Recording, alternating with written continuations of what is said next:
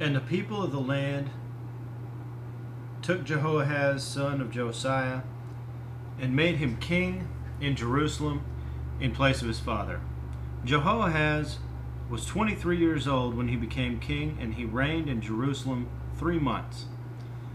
The king of Egypt dethroned him in Jerusalem and imposed on Judah a levy of 100 talents of silver and a talent of gold. The king of Egypt made Eliakim, a brother of Jehoahaz, king over Judah and Jerusalem, and changed Eliakim's name to Jehoiakim.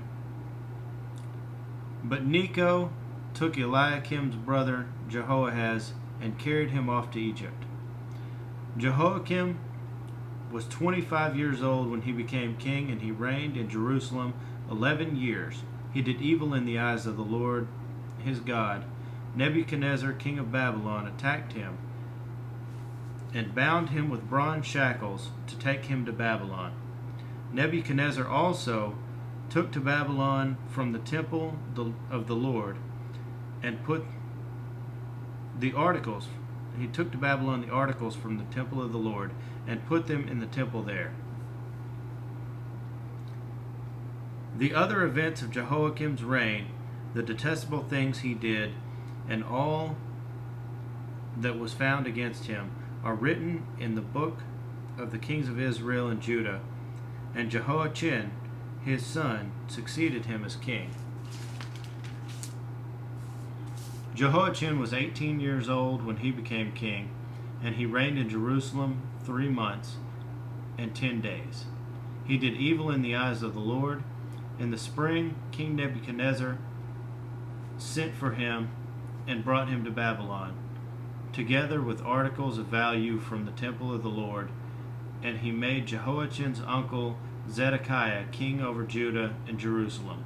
Zedekiah was 21 years old when he became king, and he reigned in Jerusalem 11 years. He did evil in the eyes of the Lord his God, and did not humble himself before Jeremiah the prophet, who spoke the word of the Lord.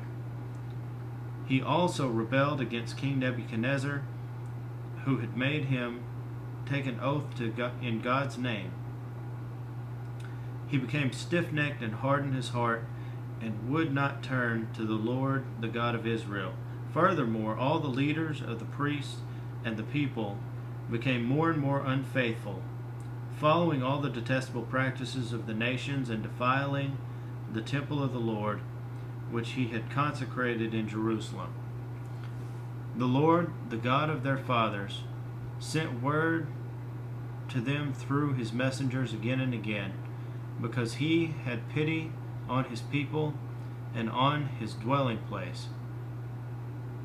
But they mocked God's messengers, despised his words, and scoffed at his prophets, until the wrath of the Lord was aroused against his people, and there was no remedy. He brought up against them the king of the Babylonians, who killed their young men with the sword in the sanctuary, and spared neither young man nor young woman, old man or aged.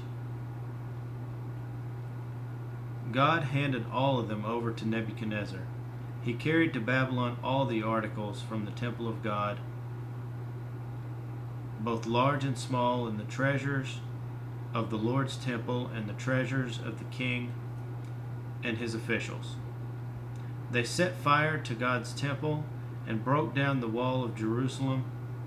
They burned all the palaces and destroyed everything of value there.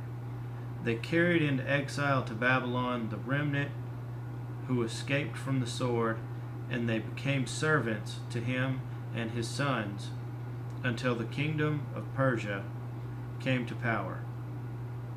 The land enjoyed its Sabbath rest.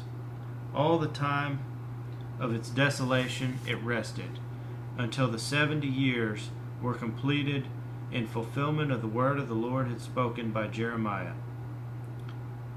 In the first year of Cyrus, king of Persia, in order to fulfill the word the Lord spoken by Jeremiah, the Lord moved the heart of Cyrus, king of Persia, to make a proclamation throughout his realm and to put it in writing.